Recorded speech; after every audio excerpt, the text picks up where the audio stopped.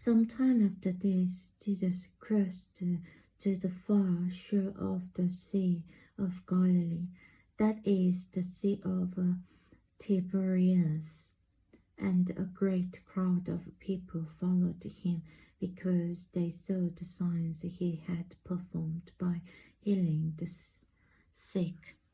Then Jesus went up on the mountainside and sat down with his disciples. The Jewish Passover festival was near. When Jesus looked up and saw a great crowd coming toward him, he said to Philip, "Where shall we buy bread for these people to eat?" He asked this only to test him, for he already had in mind what he was going to do.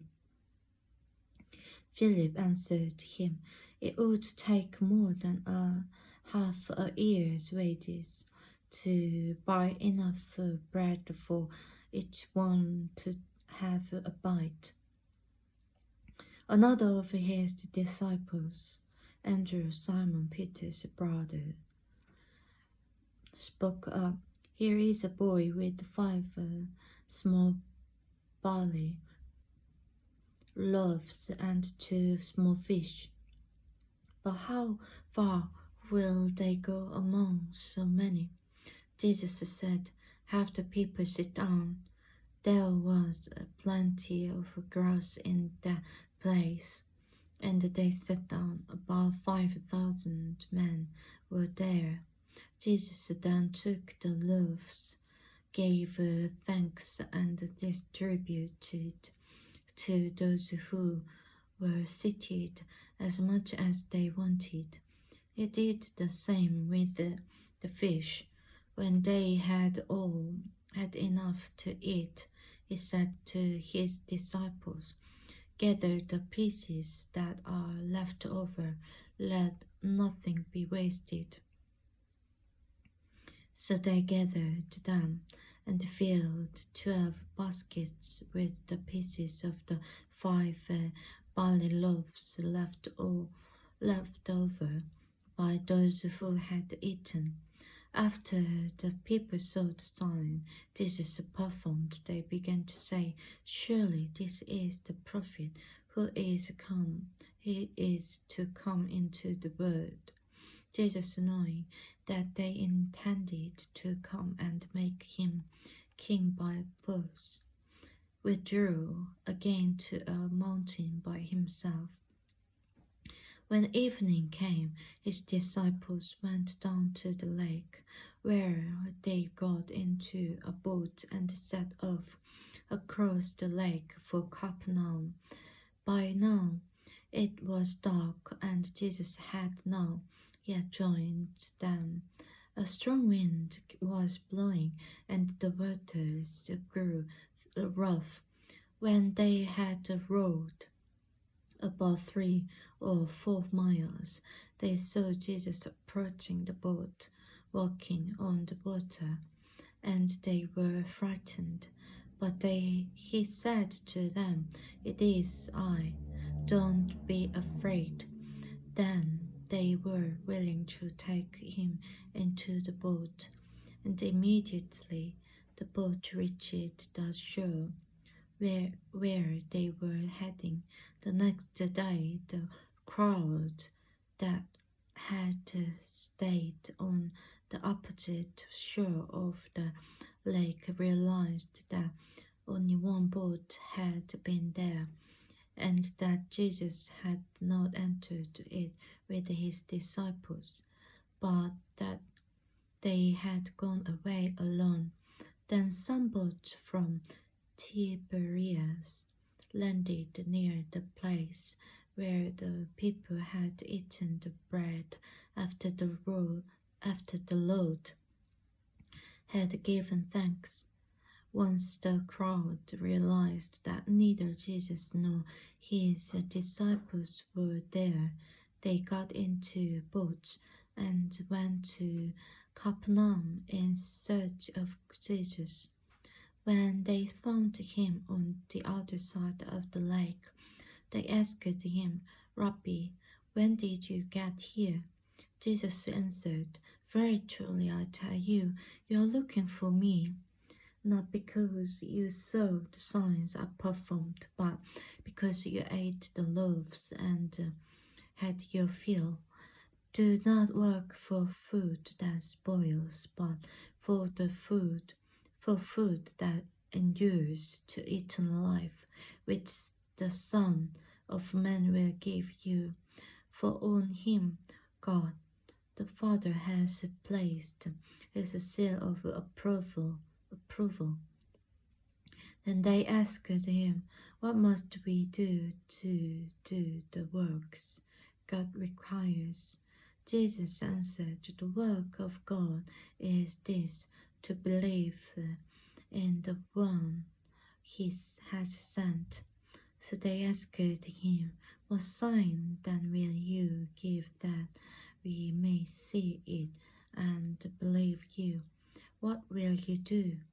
Our ancestors ate the manna in the wilderness, as it is written, He gave them bread from heaven to eat. Jesus said to them, Very truly I tell you, it is not Moses who has given you the bread from heaven, but it is my Father who gives you the true bread from heaven. For the bread of God is the bread that comes down from heaven and gives life to the world. Sir, they said, always give us this bread. Then Jesus declared, I am the bread of life. Whoever comes to me will never go hungry, and whoever believes in me will never be thirsty.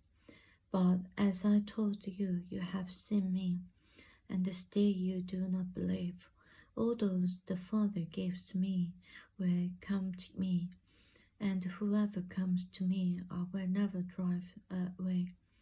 For I have come down from heaven not to do my will, but to do the will of him who sent me. And this is the will of him who sent me, that I shall lose none of all those he has given me, but raise them up at the last day. For my Father's will is that everyone who looks to the Son and believes in him shall have entered eternal life, and I will raise them up at the last day. At this the Jews there began to grumble about him, because he said, I am the bread that came down from heaven. They said, Is this not Jesus, the son of Joseph, whose father and mother we know? How can he now say, I came down from heaven? Stop grumbling among yourselves. Jesus answered, No one can come to me unless the Father who sent me draws them, and I will raise them up at the last day. It is written in the prophets, they will all be taught by God. Everyone who has heard the Father and learned from him comes to me. No one has seen the Father except the one who is from God.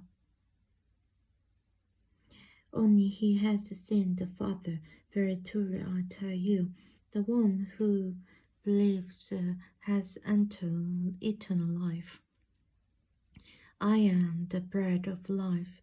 Your ancestors ate the manna in the wilderness, yet they died. But here is the bread that comes down from heaven, which everyone may eat and not die. I am the living bread that came down from heaven. Whoever eats this bread will live forever. This bread is my flesh, which I will give for the life of the world. Then the Jews began to argue sharply among themselves, "How can this man give us his flesh to eat?" Jesus said to them, "Very truly I tell you, unless you eat the flesh of the Son of Man and drink his blood, you have no life in you. Whoever eats my flesh and drinks my blood has eternal life, and I will raise them up at the last day. For my flesh is real food, and my blood is real drink.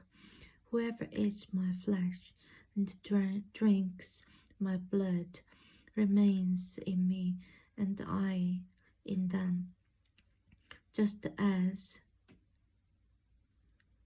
the living Father sent me, and I live because of the Father, so the one who feeds on me will live because of me. This is the bread, this is the bread that came down from heaven. Your ancestor ate manna and died, but whoever feeds on this bread will live forever. He said this while teaching in the synagogue in Capernaum. On hearing it, many of his disciples said, "This is a hard teaching. Who can accept it?" Aware that his disciples were grumbling about this, Jesus said to them, "Does this offend you? Then what if you see the Son of Man ascend to where he was before? The Spirit gives life, the flesh counts for nothing. The words I have spoken to you, they are full of spirit and life. Yet there are some of you who do not believe." For Jesus had known from the beginning which of them did not believe and who would betray him. He went on to say, "This is why I told you that no one can come to me unless the Father has enabled them. From this time, many of his disciples turned back and no longer followed him. "You do not want to leave too, do you?" Jesus asked the 12. Simon Peter answered him, "Lord, to whom shall we go? You have the words of eternal life. We have come to believe and to know that you are the Holy One of God." Then Jesus replied, "Have I not chosen you, the 12? Yet one of you is a devil." He meant Judas, the son of Simon Iscariot, who, though one of the 12, was later to betray him.